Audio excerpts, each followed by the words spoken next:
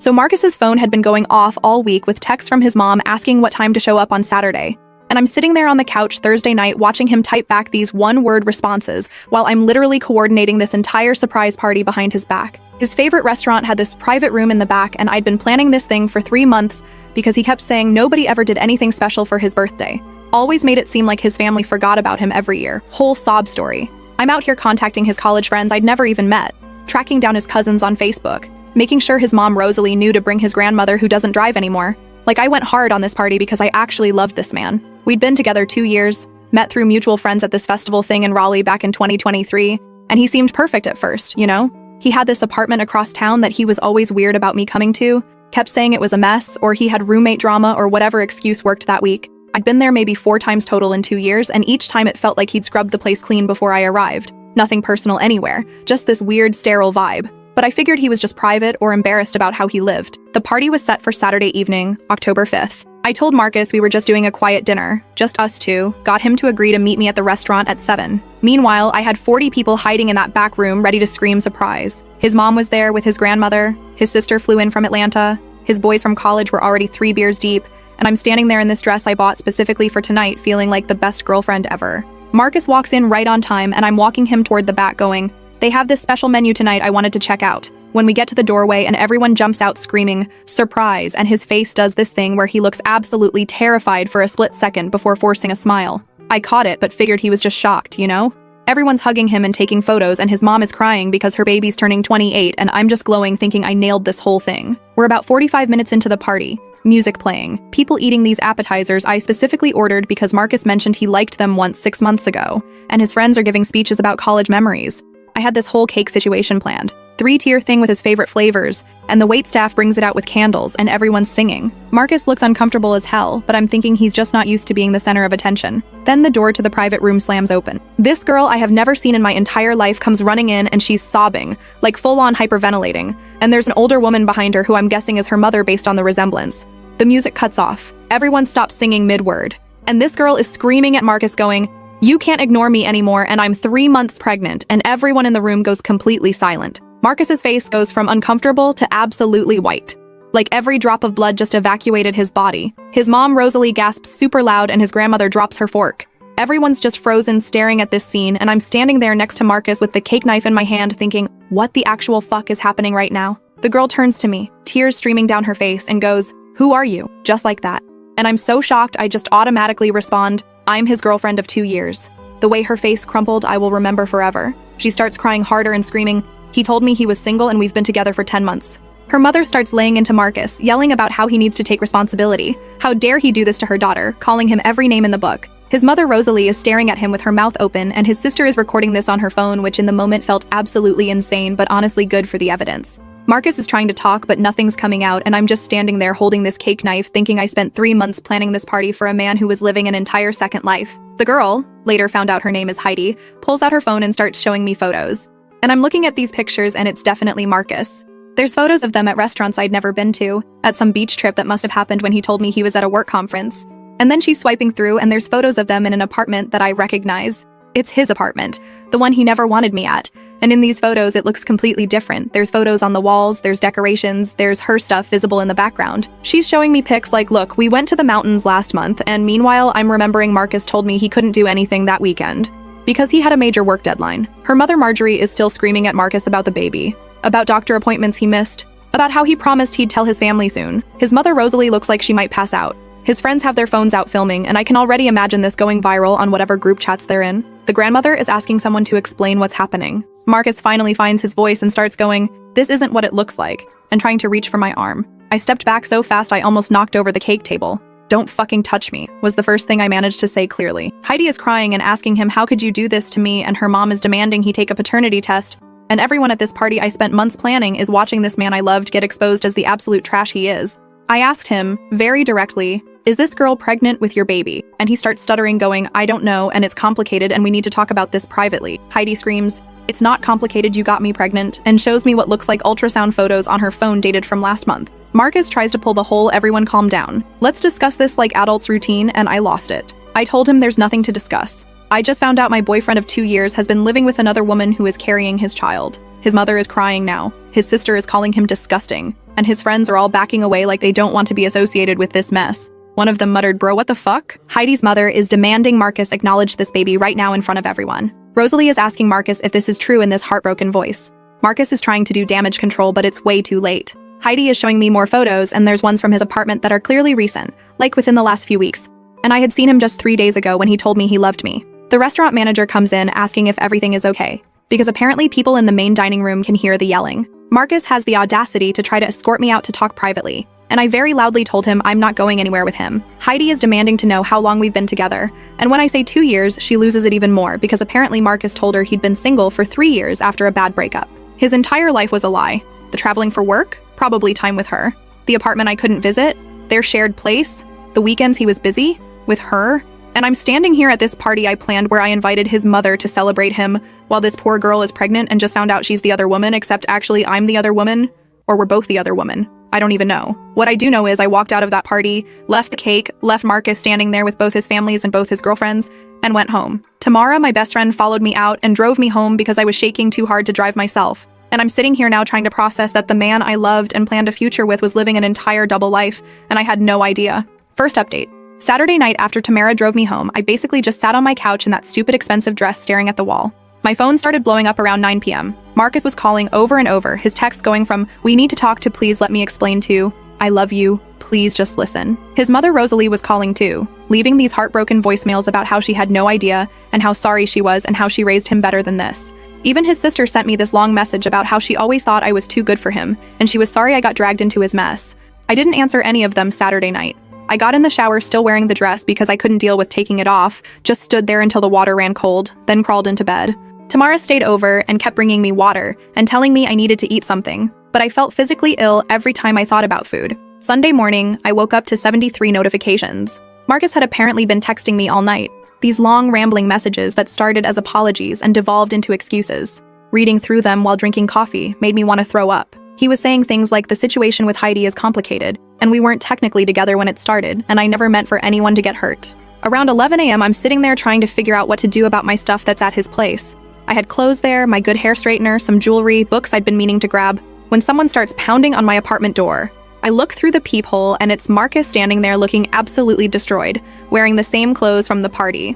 I opened the door, but kept the chain on, and he immediately starts begging me to let him in so we can talk. I'm standing there in my pajamas with yesterday's mascara probably all over my face, telling him there's nothing to talk about, and he goes, "Please, I need to explain everything." And here's where I made what was probably a mistake, but I was so angry I needed to hear what possible explanation he thought would make this okay. I let him in. Marcus comes in and immediately tries to hug me, and I physically pushed him away. "Don't touch me. Sit down and explain how you've been living with another woman while dating me for 2 years." He sits on my couch and puts his head in his hands, doing this whole tortured routine, and starts talking. According to Marcus, he met Heidi about a year ago through work stuff, and they started casually seeing each other, but it wasn't serious. He swears he told her from the beginning he wasn't looking for anything committed. Then she got pregnant 3 months ago, and everything got complicated. He was going to tell me, but he didn't know how, and he didn't want to hurt me, and the timing was never right. I'm standing there listening to this garbage, and I interrupt him. "So you've been lying to me for a year? And living with her?" He starts backtracking super hard, saying he's not really living with her. He stays there sometimes, but it's not like that. His apartment is more like a home base, but Heidi needed help with rent, so he's been staying there more. The mental gymnastics this man is doing would win Olympic gold.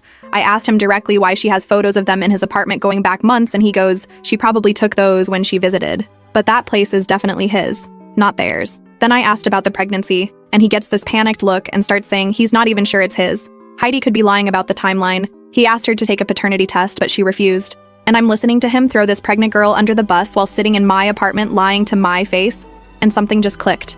I asked him what he told Heidi about me. He gets quiet, then starts saying Heidi knew he had an ex he was dealing with breaking up with, but nothing serious. An ex. I asked when exactly we broke up because I must have missed that conversation, and he goes, "You know what I mean? We've been having problems." "What problems?" "Marcus?" I'm going through my mental catalog of our relationship trying to figure out what problems he's talking about and coming up blank. We weren't fighting. We were literally planning to move in together next year. I was meeting his family regularly. We talked about marriage. He starts listing these completely made-up issues about how I'm always working late and we never see each other, and he felt neglected. I work a normal 9 to 5 schedule. He's the one who was always busy or traveling or couldn't hang out on weekends. I pointed this out and he switches tactics, saying we just grew apart and he wasn't happy, but he didn't know how to end things. "So instead of breaking up with me like an adult, you started a whole entire relationship with someone else and got her pregnant?"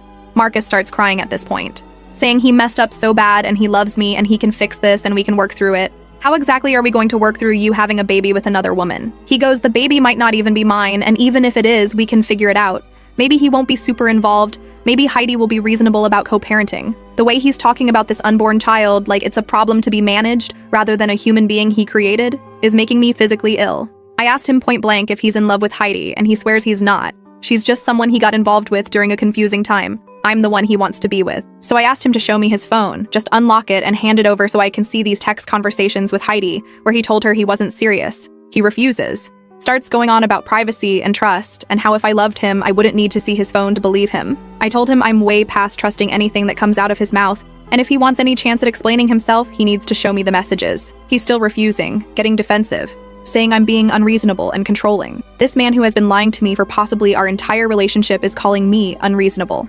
I told him to get out. He starts pleading again, saying we need more time to talk through this. One conversation isn't enough to throw away 2 years. I reminded him he threw away 2 years when he decided to build a life with someone else. He's saying it's not a life, it's just a situation he got stuck in. He never wanted this. Heidi trapped him with the pregnancy. And I'm done. I physically walked to my door and opened it and told him to leave. He's standing there looking devastated, asking if this is really it, and am I really going to throw our whole relationship away over one mistake? One mistake. Getting another woman pregnant after maintaining a year-long relationship with her while lying to both of us is not one mistake. It's like 1,000 consecutive choices to be a terrible human being. I told him we're done, don't contact me again, and closed the door in his face. Spent the next hour crying on my floor while Tamara brought over bagels and mimosas and let me rant. Then I did something possibly stupid. I started going through my memories of the past year trying to figure out what was real. Our anniversary trip to the beach last December, where he was on his phone constantly and said it was work emails, probably Heidi. Valentine's Day when he had to cancel dinner last minute because of a work emergency, probably Heidi. The weekend in July when he said he had to visit his sick uncle,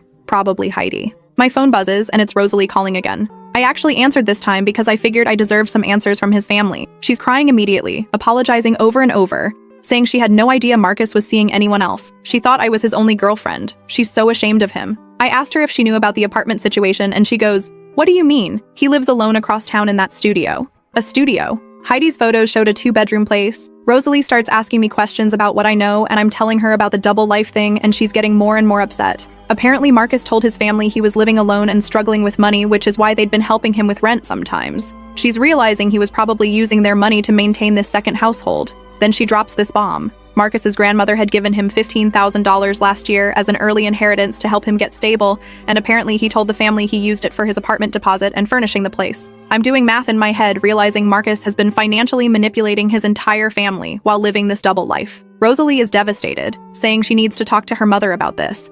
And she keeps apologizing to me like it's her fault her adult son is a lying piece of garbage. I told her I appreciated her calling, but I needed space from anything Marcus related right now. Tuesday, Marcus shows up at my workplace. Just appears in the lobby around lunchtime asking the receptionist to call me down. My coworker Lynette comes to my desk going, "There's some guy downstairs asking for you and he looks rough." I went down there ready to cause a scene if necessary, and Marcus is standing there with flowers. Flowers. Like that's going to fix anything. He starts his whole speech right there in my office lobby about how he's been thinking and he wants to work on us. He ended things with Heidi. He's ready to commit fully to me now. I'm staring at this man holding grocery store roses telling me he ended things with a pregnant woman, as if that makes him noble.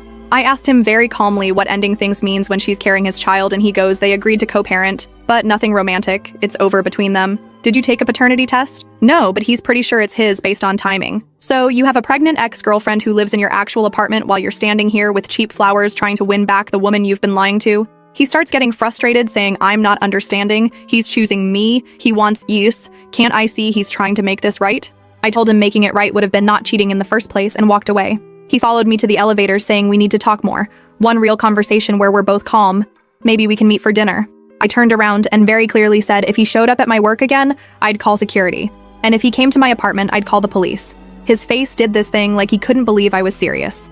That night, his sister sent me a message asking if I'd heard from Marcus because apparently he's telling the family that I'm overreacting and we had a mutual breakup, and now I'm harassing him for closure. She said she knows that's garbage, but their mother is confused because Marcus keeps changing his story. Apparently, he's now saying Heidi is some obsessed girl who trapped him, and I'm his real relationship that he's fighting for. I'm lying in bed Wednesday night trying to figure out my next move when I realize I never got my stuff from his place, and I don't even know which place is actually his place. Thursday evening, I'm at Target buying new hair products to replace what's at his place because I've decided I'm not going there when I run into Fraser, one of Marcus's college friends who is at the party. He recognizes me immediately and comes over looking super uncomfortable. We end up talking in the home goods aisle, and he tells me the group chat has been insane since Saturday. Marcus has been blowing it up with his side of the story. According to Fraser, Marcus is telling people that Heidi is unstable and fabricated the pregnancy to trap him, and I'm his serious girlfriend who he loves, but we're going through a rough patch. Fraser said he personally saw the ultrasound photos, and they looked pretty legitimate to him. Then he mentioned something that makes my blood run cold. Apparently, Marcus has been bringing Heidi around their friend group for months, introducing her as his girlfriend, and none of them knew I existed until the party. So Marcus maintained completely separate social circles too. We exchanged numbers, and he said if I needed anything or wanted to know what Marcus was saying in the group chat to let him know. Friday afternoon, I'm finally feeling stable enough to go back to work when Rosalie calls me again. She's been trying to get answers from Marcus about the money situation, and he's being super defensive and evasive. She went to his studio apartment, which apparently he's barely ever at based on the dust everywhere. And it's basically empty. No furniture beyond a mattress on the floor and a TV. She doesn't know where he's actually living, but it's clearly not there. This woman is having a breakdown, realizing her son scammed the family out of money and has been lying about every aspect of his life. She asked me if I knew where he really lived, and I had to tell her I don't. He never let me visit his place more than a handful of times. She starts crying, saying, how did we miss this? How did he fool everyone so completely? I told her honestly, I don't know, but I'm done trying to figure it out. Now it's Friday night, and Marcus has started texting me again. These super manipulative messages about how I'm the love of his life, and he can't lose me, and he's willing to do whatever it takes. But he still won't send me screenshots of his conversations with Heidi, still won't tell me where he actually lives, still hasn't taken a paternity test. He wants me back, but on his terms, where I just believe whatever he says. Last update. Alright, so shout out to everyone who told me to stand my ground, because I'm about to tell you about the most insane week of my life. And honestly, if I hadn't had you all in my corner, I might have actually lost it. Saturday morning, I woke up to a text from Rosalie asking if we could meet in person to talk. She said she needed to understand what happened and get the full story from me because Marcus kept changing his version every time she asked him anything. I was hesitant because the last thing I wanted was to spend my weekend rehashing this nightmare, but she sounded genuinely devastated, and I figured she deserved to know the truth. We agreed to meet Sunday afternoon at this diner near her place in Durham. Sunday, I'm getting ready to meet Rosalie, and Marcus starts blowing up my phone. He's sending these long texts about how his mother has been manipulated by the situation, and I need to be careful what I tell her because she doesn't understand our relationship. I'm reading these messages thinking this man is really trying to control the narrative with his own mother. He's saying things like, please don't make me look bad to my family, and we can still fix this if everyone just calms down. I didn't respond to any of it. I got to the diner around 2 p.m. and Rosalie was already there in a booth. She stood up and hugged me immediately and started apologizing before we even sat down. We ordered coffee, and she's asking me to start from the beginning, how we met, how our relationship developed, when I started noticing problems. So I walked her through everything. Meeting Marcus in 2023, how he seemed perfect at first, the weird apartment situation, all of it. Rosalie is taking notes on her phone, which felt intense, but also like she was trying to get everything straight. She asked about the apartment specifically, and I told her about the handful of times I'd been there, how it always felt staged, how Marcus always had excuses for why I couldn't visit. She's shaking her head going, I gave him money for that place, we all helped him furnish it. And now I'm finding out it was basically empty. Then she drops this bomb. She asked Heidi to meet us here. I froze. What? Rosalie goes, I know this is uncomfortable, but I need to hear both sides, and Marcus won't tell me anything straight, so I tracked down Heidi through Facebook and asked if she'd be willing to talk. Before I could process this, Heidi walks through the diner door with her mother Marjorie. This was the first time I'd seen Heidi since the party, and she looked just as shocked to see me as I was to see her. Rosalie stood up and waved them over, and I'm sitting there thinking, this is either going to be the most therapeutic thing ever, or I'm about to have a breakdown in a public restaurant. Heidi and Marjorie slid into the booth across from us, and there was this super awkward silence. Rosalie started talking, saying she needed both of us to tell her everything because her son was clearly lying to everyone, and she wanted the full truth. Heidi looked at me nervously, and I could tell she was scared I was going to attack her or something. I told her I wasn't angry at her. I was angry at Marcus, and she visibly relaxed. Marjorie was eyeing me like she wasn't sure if this was a trap. Heidi started talking, and the story that came out made me physically sick. She met Marcus in February of last year, so almost 2 years ago, not 1 year like he told me, at some networking event for his work. They exchanged numbers and started texting, then went on their first date in March. According to Heidi, Marcus told her he'd been single for years and was ready for something serious. By May, they were officially together, and he asked her to move in with him. I'm doing mental math and realizing this means Marcus asked Heidi to move into his apartment while we were dating and planning our anniversary trip. Rosalie looks like she might throw up. Heidi kept going, saying Marcus told her he worked from home a lot, which is why he was always around, and when he traveled for work, he'd be gone for days at a time. Those work trips were probably when he was with me. Heidi pulled out her phone and started showing us photos chronologically. March, their first date. April, them at a baseball game. May, moving day photos with boxes in the apartment. June, photos of them at his family cookout, wait, I asked Rosalie about that cookout, and she confirmed Marcus brought a girlfriend to their summer gathering last year. But I never went to that cookout. Marcus told me he was going alone because it was just immediate family. Rosalie is horrified realizing Marcus brought Heidi to family events and introduced her as his friend while he was still with me. Heidi is scrolling through more photos showing their life together, grocery shopping, cooking dinner, watching movies on the couch, all this domestic couple stuff. Every photo is dated, and I'm cross-referencing with my memories of what Marcus told me he was doing those days. That weekend in August when he said he had a work conference, photo of him and Heidi at a concert. October when he said he was helping his sister move, photo of them at a pumpkin patch. Marjorie is watching me process all this, and she reaches across the table and squeezes my hand. She said she had no idea I existed until the party, and if she'd known Marcus was doing this to 2 women, she would have dragged Heidi away from him months ago. Heidi got to December and showed photos from Christmas, them decorating a tree together, opening presents, his family gathering where apparently I also wasn't invited because Marcus told me he was going alone again. So Marcus spent Christmas with Heidi, then came to my place on December 26th and gave me presents and acted like he'd been with family the whole time. Then Heidi talked about finding out she was pregnant. She was terrified but also excited because they'd been together over a year and living together, and she thought they were building a life. Marcus was weird about it at first, but then seemed to come around, went to a few doctor appointments. They talked about baby names. Around September, he started being distant, gone more often, always on his phone. She thought he was stressed about becoming a father. By October, Marcus was barely home. Heidi was getting suspicious, checking his phone, which she felt guilty about, but something felt wrong. She found texts between Marcus and someone named Alex that were clearly romantic. At first, she thought Alex was a guy and Marcus was cheating with a man, which was its own crisis. But then she saw a text that made it clear Alex was a woman. That's when she started digging. Heidi went through Marcus's laptop while he was supposedly at work and found his other account. She found the party invitation. That's how she knew where to show up on Saturday. She spent days debating what to do, whether to tell me or confront him first, and finally decided she needed to expose everything publicly so he couldn't talk his way out of it with either of us.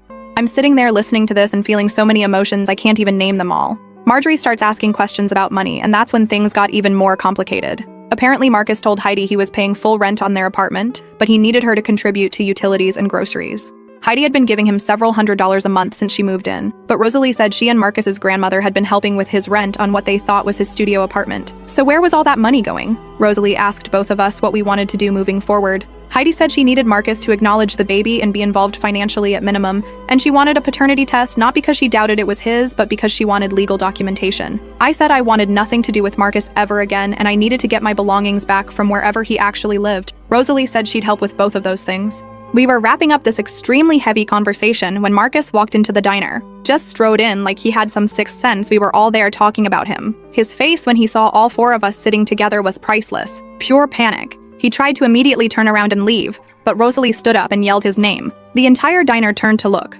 Marcus came over to the booth and started asking what was going on. Why was everyone here? What were we talking about? Rosalie told him to sit down and explain himself, and he's standing there going, "This is insane. You're all ganging up on me." I asked him how he found us, and he admitted he'd been tracking Rosalie's location on her phone, which was creepy as hell, but also explained how he always knew when to show up places. Marjorie went off on him right there in the diner, calling him a liar and a manipulator and demanding he acknowledge his child. Marcus tried to say, "We're in public, can we discuss this privately?" And she shut him down, saying he lost the right to privacy when he decided to deceive everyone. Heidi was crying, asking him why he did this, why he couldn't just pick one of us, why he had to lie about everything. Marcus's response was to play victim, saying he never meant for any of this to happen. He loved both of us in different ways. The situation just spiraled out of his control. Rosalie asked him about the money, and he started stuttering about expenses and work being unpredictable. She asked him directly where he's been living, and he's looking around like he's trying to find an exit. I was done. I stood up and told Marcus I wanted my stuff back immediately, and I never wanted to see him again. He started begging me not to do this, saying we could work it out. He chose me. And Heidi is right there hearing him say he chooses me while she's carrying his child. I told him he doesn't get to choose anyone anymore because we both choose to be done with him. Marcus started yelling about how this was all a misunderstanding and we were being dramatic and ruining his life over nothing. Rosalie told him he ruined his own life and he needed to leave. Marcus tried to appeal to his mother, saying she's supposed to be on his side. And she said being on his side doesn't mean supporting him lying to everyone who loves him. He looked at me one more time with these pathetic puppy dog eyes, and I just stared back stone-faced until he left. Rosalie said she was going to Marcus's studio apartment that night with a key she still had, and collecting any of my belongings she found. And if Heidi wanted her to grab anything, she'd do that too. Heidi gave her a list. We exchanged numbers. Me and Heidi. Monday morning, Rosalie texted me saying she went to the studio and found some of my clothes and my hair straightener. She'd meet me later that week to return them. She also found boxes of stuff that appeared to be mine and Heidi's mixed together, like Marcus had been slowly moving things out of the actual apartment he shared with Heidi. It was creepy. Marcus texted me Monday night saying his mother betrayed him, and now his whole family won't talk to him. Playing the victim again, I blocked his number. Thursday. Rosalie met me at a Panera and returned all my stuff. She'd also written Marcus telling him she's ashamed of him, and until he takes full responsibility for his actions and starts being honest, she doesn't want contact with him. His whole family is icing him out. She hugged me goodbye and made me promise if I ever needed anything to call her. Heidi texted me Friday saying Marcus finally agreed to a paternity test, probably because his family demanded it. Marjorie is helping her move out next week. Part of me feels bad for Heidi going through this while pregnant. It's been 3 weeks since that birthday party, and my life is completely different. But honestly, I'm relieved. Better to find out now than 5 years from now when we're married with kids. That party disaster was actually the worst thing that could have happened, because it exposed everything in front of everyone, so Marcus couldn't manipulate his way out of it. I know some people wanted me to key his car or blast him on social media or whatever, but honestly, his family disowning him and having to face one pregnant woman and one ex-girlfriend who knows exactly what he is, that feels like enough consequences. He has to live with what he did, and everyone knowing what he did. I organized a surprise party for my boyfriend and got the surprise of my life instead. But you know what? I'd rather know the truth than keep living in his lies.